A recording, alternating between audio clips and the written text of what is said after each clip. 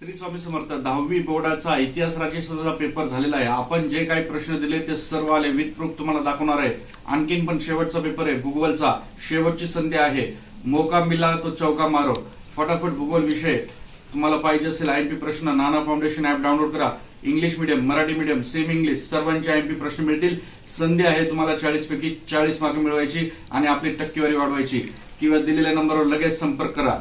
तर बघा, इतिहासाच्या आणि राज्यशास्त्राच्या पेपरमध्ये आपण जे काही प्रश्न दिले होते ते सर्व आले होते।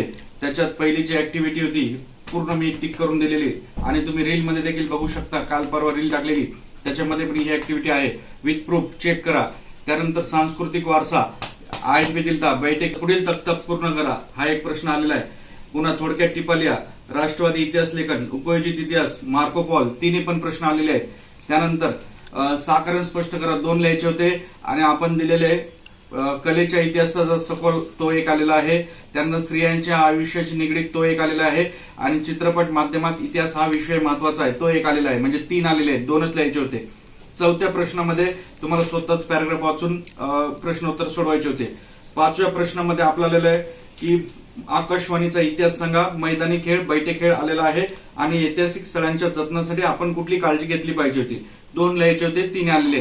त्यानंतर प्रश्न क्रमांक 6व्या मध्ये गाळ्या जागा होत्या आणि 7व्या मध्ये जे सामाजिक न्याय समता आहे तो एक प्रश्न आलेला आहे। त्यानंतर निवडणुकीतील भ्रष्टाचार हा एक आलेला आहे, म्हणजे 2 लिहायचे होते, 2 आलेले आहेत। प्रश्न क्रमांक 8व्या मध्ये आपला आलेला आहे महिलांचे प्रतिनिधित्व आणि प्रादेशिकता, 2 एकच लिहायचा होता, दोन्ही पण आलेले आहेत। पुन्हा राजकीय पक्षांची वैशिष्ट्ये, मी नेहमी सांगितलेलं तुम्हाला, राष्ट्रीय पक्ष, प्रादेशिक पक्ष वाचून जा, त्याच्यातले प्रश्न येणार आहेत फिक्स। आणि आणखीन पण सांगितलेलं की दुसरा आणि तिसरा धडा फिक्स, त्याच्यातले जास्तीत जास्त प्रश्न येतील आणि तो आलेला आहे। स्वतंत्रपूर्व काळातील आदिवासी चळवळी ज्या आहे तो एक आलेला आहे। चळवळ, कामगार चळवळ तुम्हाला माहिती आहे, शेतकरी चळवळ, ग्राहक चळवळ, आणखीन ज्या काही चळवळ आहेत आदिवासी चळवळ याच्याबद्दल मी माहिती सांगितलेली तुम्हाला।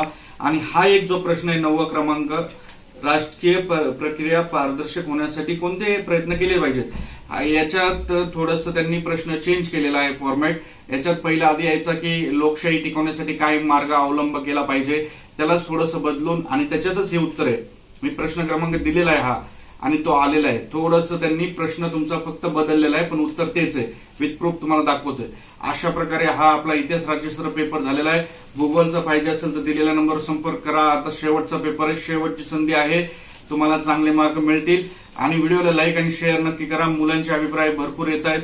धन्यवाद, तुमचे सर्व पेपर आता सोपे गेलेले आहेत। स्वामी कृपेने सर्व मुलं पास व्हावेत ही स्वामीचरणी प्रार्थना। स्वामी समर्थ।